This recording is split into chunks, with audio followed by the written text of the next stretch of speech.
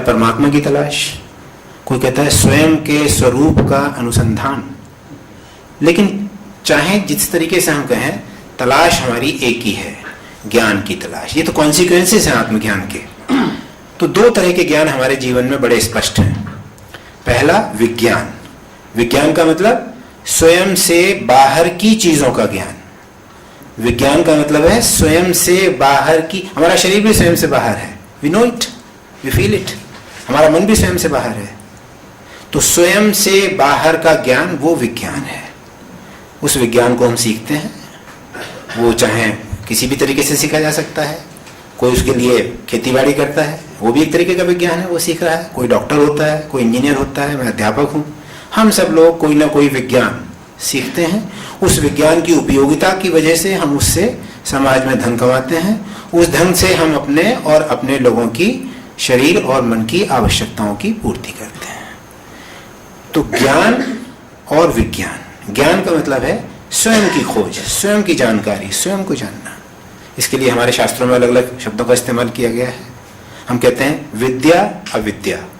विद्या का मतलब स्वयं की जानकारी, स्वयं की खोज। अविद्या का मतलब है स्वयं से बाहर की जानकारी, जिसको हम विज्ञान कहते हैं, साइंस कहते हैं। उसको हमारे शास्त्रों में अविद्या का नाम दिया है। या परा और अपरा। परा का मतलब स्वयं का ज्ञान, अपरा का मतलब बाहर का ज्ञान। तो बड़ा स्पष्ट है। ये शरीर और ये मन इसलिए मिला है क्योंकि इस शरीर मन से ही हम स्वयं को जानने की साधना प्रारंभ कर सकते हैं। इसीलिए हमारे शास्त्रों में कहा है, संतों ने कहा है कि मानव देह बड़ी दुर्लभ है। क्या दुर्लभता है इसमें? क्योंकि इस मानव देह के अंदर ही ये कैपेसिटी है कि वो सत्य को जान सकता है या स्वयं की खोज कर सकता है। तो विज्ञान, ज्ञान, ये दो हमारे जीवन के डायमेंशंस हैं, दो पहलू हैं। अफसोस की बात यह है कि सारा का सारा जोर जो है वो विज्ञान के ऊपर है। ज्ञान की कोई बात ही नहीं, कोई चर्चा ही नहीं, कोई जानता ही नहीं उसके बारे में। कभी हम उसके बारे में प्रयास नहीं करते। हम में से बहुत से लोग, करीब करीब सारे लोग, we are a religious country, we are a religious people. हम सब लोग मंदिर जाते हैं, प्रार्थना करते हैं, पूजा करते हैं, आश्रमों में जाते हैं, संतों से मिलते हैं। मांगते क्या है उनसे हम? कब तक लेक्चरर बना रहूंगा, रीडर कब बनूंगा, प्रोफेसर कब बनूंगा, हाँ, मोटरसाइकिल चलाता रहूंगा कि अपनी कार भी होगी, पुराने फ्लैट में रहूंगा या अपनी कोठी भी होगी। जिस मेंटेनेंस में 24 घंटे हम जुटे हुए हैं, उसी में उनसे कहते हैं आप भी थोड़ा सा मदद कर दीजिएगा, आप भी थोड़ा सा हाथ लगा दीजिएगा। उस मांगने में कोई बुराई नहीं, अपने से बलवान से मदद मांगने में कोई बुराई नहीं। लेकिन उसको स्पिरिचुअलिटी समझ लेना, उसको अध्यात्म समझ लेना कि हम मंदिर जाते हैं और भगवान से मांगते हैं तो हम आध्यात्मिक हो गए। हमारे मित्र हैं, कहते हैं साहब हम तो बिल्कुल हनुमान जी के दर्शन किए बिना नाश्ता भी नहीं करते। अब उनसे पूछता हूँ मैं, और हनुमान जी से मांगते क्या हो? तो कहते हैं बस ये ना पूछो। हाँ? तो अपने को आध्यात्मिक कहना वो मुझको लगता है कि वो उचित नहीं, वो सही नहीं है। स्पष्ट रहना चाहिए हमको कि मैं आध्यात्मिक नहीं हूँ, मैं 24 घंटे इसी शरीर की और मन की मेंटेनेंस में लगा रहता हूँ। उसको आध्यात्मिक समझना ठीक नहीं है। तो मैंने कहा ये दो पहलू हमारे जिंदगी में, दो डायमेंशंस हैं, विज्ञान और ज्ञान। हम सबको पता है विज्ञान के बारे में। छोटे छोटे बच्चे होते हैं, 3-4 साल का बच्चा, वो स्कूल में बैठा हुआ रोता हुआ जाता है स्कूल। मैंने देखा है रिक्शा में बच्चे बैठ के रोते हुए जाते हैं, माँ बाप उनको जबरदस्ती स्कूल भेज देते हैं। क्यों? अरे पढ़ेगा लिखेगा नहीं तो कल को कमाएगा कैसे, हमारा खर्चा कैसे चलाएगा, अपना खर्चा कैसे चलाएगा। तो उस मेंटेनेंस का इतना महत्व है, इतना महत्व माँ बाप समझते हैं कि रोते बच्चे को, छोटे बच्चे को वो स्कूल भेजना शुरू कर देते हैं। और फिर थोड़ा सा वो बड़ा होता है, दुनिया को चारों तरफ देखता है, तो उसकी समझ में भी ये बात आ जाती है कि पढ़ूंगा लिखूंगा नहीं तो कल को अपनी और अपनों की कैसे मैं मेंटेनेंस में मदद कर पाऊंगा। तो सारी दुनिया, हर तरफ से सारे के सारे लोग एक ही काम में जुटे हुए हैं, उस मेंटेनेंस में जिसका की पर्पस हमको नहीं पता है। आज तो पता चल गया।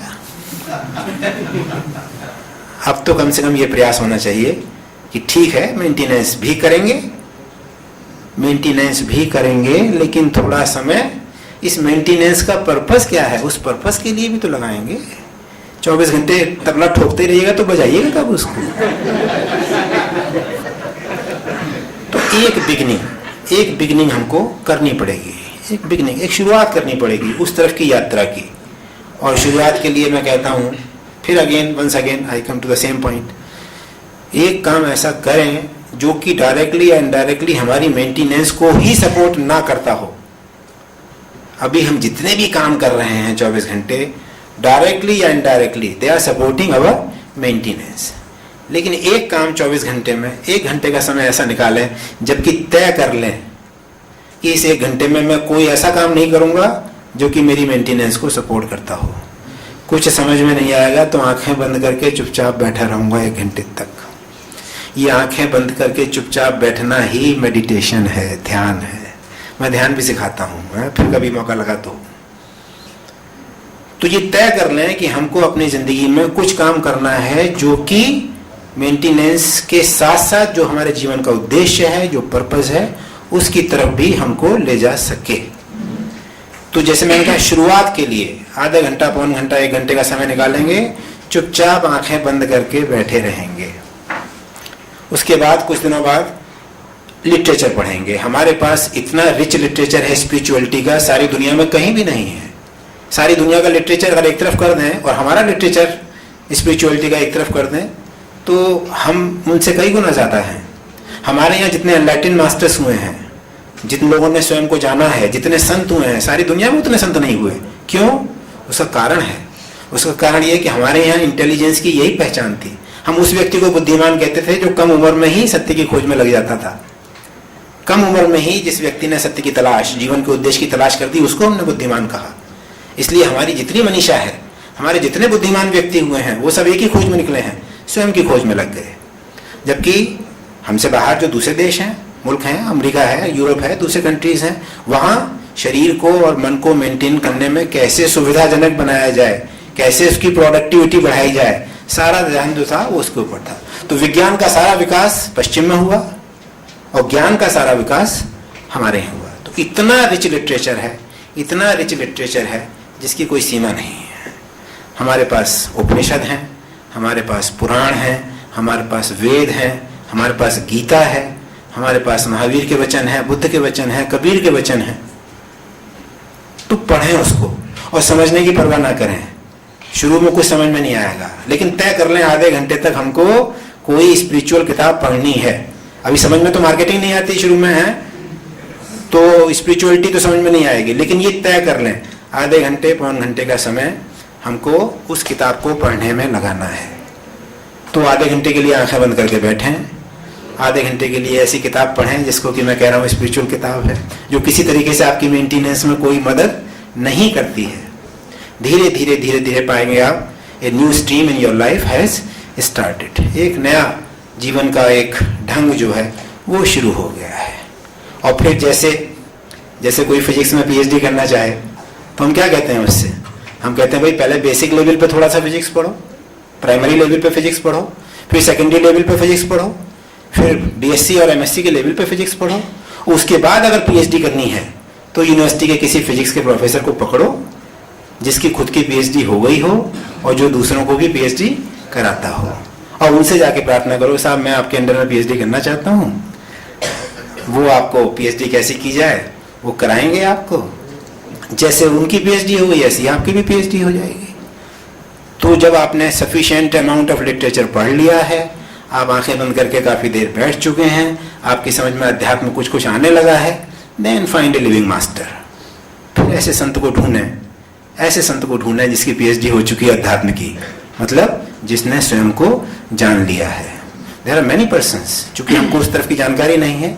आई know at least a dozen persons, कम से कम 10-12 लोगों को मैं जानता हूँ जिन्होंने कि स्वयं को जान लिया है, जिनको कि मैं संत की कैटेगरी में रखता हूँ। One of them is my गुरु जी, जिनके बारे में बताया गया, परमहंस ज्ञानेश्वर जी जो कुरुक्षेत्र में रहते हैं। तो किसी भी संत के पास जाएं, उनसे प्रार्थना करें, साहब कि मुझे साधना बताइए, मैं भी स्वयं को जानना चाहता हूँ, जैसे आपने स्वयं को जाना वैसे मैं भी स्वयं को जानना चाहता हूँ। और ये नियम है, प्रकृति का नियम है, परमात्मा का नियम है कि जिस आदमी ने स्वयं को जान लिया है वो फिर बाकी समय क्या करता है? वो बाकी समय वो दूसरों की मदद करने में ही गुजारता है। तो जिसने स्वयं को जाना है उसके पास जाकर प्रार्थना करें, वो आपके लिए उपयुक्त साधना बताएगा, और वो साधना करके जैसे उन्होंने स्वयं को जाना है वैसे आप भी स्वयं को जान लेंगे। जैसे उनके जीवन का उद्देश्य पूरा हुआ है वैसे ही आपके जीवन का उद्देश्य भी पूरा हो जाएगा। तो ये थोड़ी सी बातें मैं आपसे कहना चाहता था।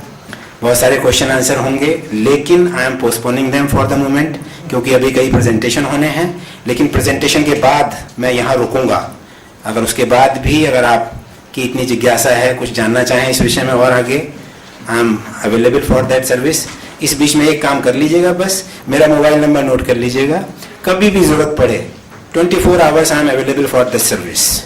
मैं अभी साधक ही हूँ, अभी सिद्ध नहीं हुआ हूँ, लेकिन इतनी समझ आ गई है कि मैं 24 घंटे मदद करने को तैयार हूँ। Please note down my mobile number.